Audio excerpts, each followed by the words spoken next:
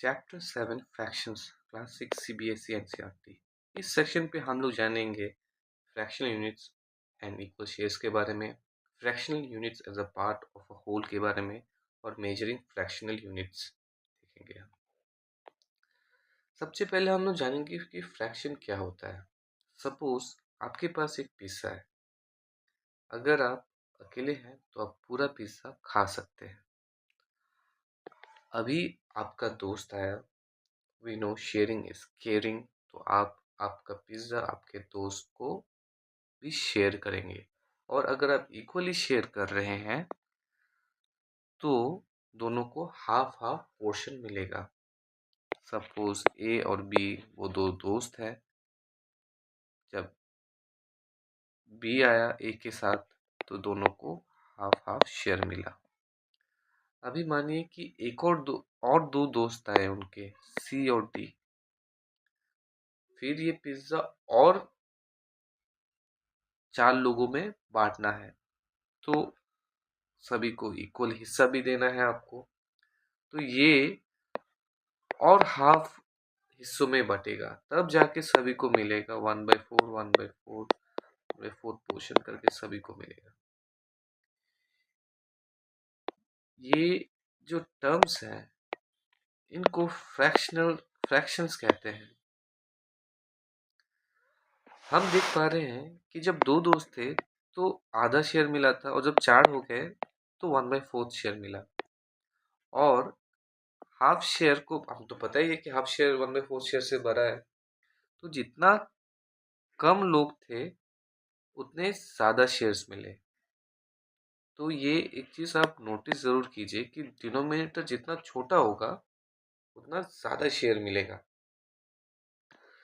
अब मानिए कि ये एक सर्कल है, इसको हमने 8 भाग में डिवाइड किया।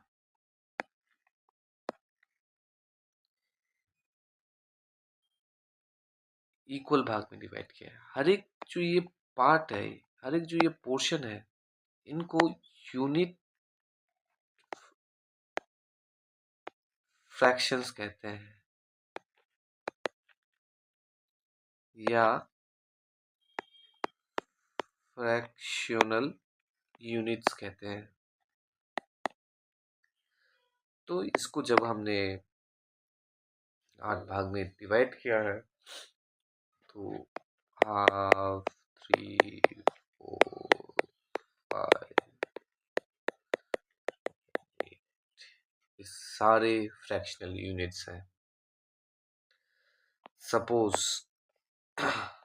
आपके पास एक पैकेट है 1 किलो आटा का, और आपको कहा जा रहा है कि आप ये 4 दोस्तों में बांटेंगे इक्वल साइज का।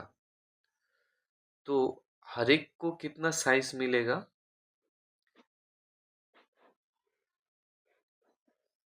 एक यहाँ पे यूनिट हो गया 1 किलो।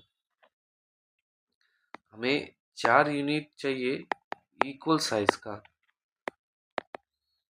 तो कितना हो जाएगा 1/4 ऑफ 1 किलो, तो 1/4। तो सभी को इतना हिस्सा मिलेगा। हम एक और मजेदार चीज देखते हैं कि मानिए ये एक सर्कल है जिसको आपने 4 भाग में डिवाइड किया। हर एक साइज 1/4 करके है।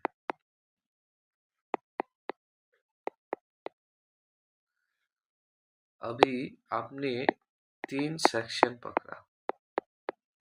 3 सेक्शन क्या हो गया? 1/4 प्लस 1/4 प्लस 1/4, या फिर हम इसको 3/4 भी लिख सकते हैं। 3 सेक्शन पकड़े हैं आपने, क्योंकि तो हम देख पा रहे हैं 3/4 इज ग्रेटर देन 1/4। और अगर हम इसको और 2 हिस्सों में बांट दे तो 1/4 is greater than 1/6। तो यहाँ पे हम जो चीज़ नोटिस करेंगे कि पहले हमने देखा कि डिनोमिनेटर जितना छोटा होता है पोर्शन उतना ज़्यादा होता है, तो इस केस में ये ट्रू हो गया। और अगर न्यूमरेटर पे भी अगर दूसरे न्यूमरेटर से बड़े होते हैं और डिनोमिनेटर सेम होते हैं, तो जो बड़ा वाला न्यूमरेटर होगा वो ज़्यादा हिस्सा वाला होगा।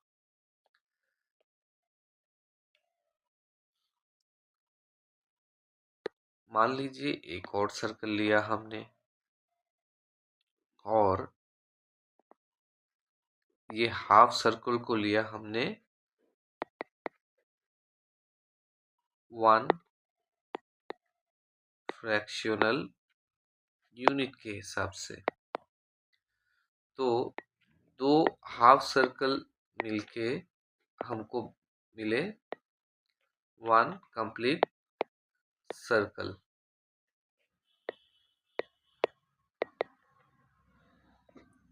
और ऐसे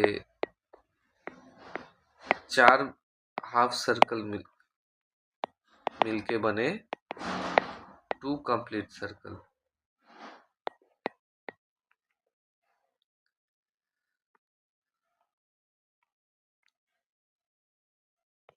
यहाँ पे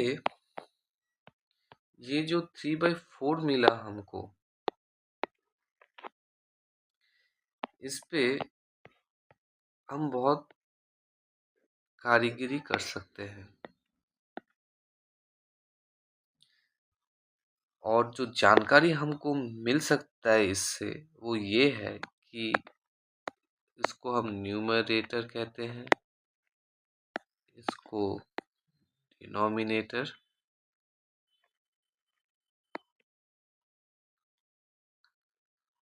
हम इसको कई तरीके से लिख सकते हैं और कई तरीके से इसको हम बोल भी सकते हैं।